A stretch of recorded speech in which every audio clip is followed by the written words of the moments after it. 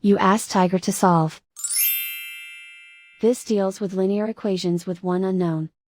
The final result is x equals 160. Let's solve it step by step. Simplify the expression. Group like terms. Simplify the arithmetic. Group like terms. Simplify the arithmetic. Group all constants on the right side of the equation. Add 20 to both sides. Simplify the arithmetic.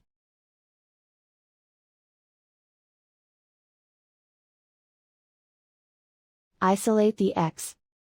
Divide both sides by 0.2.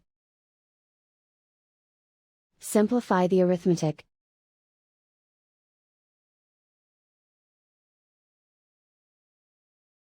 And so the final result is x equals 160.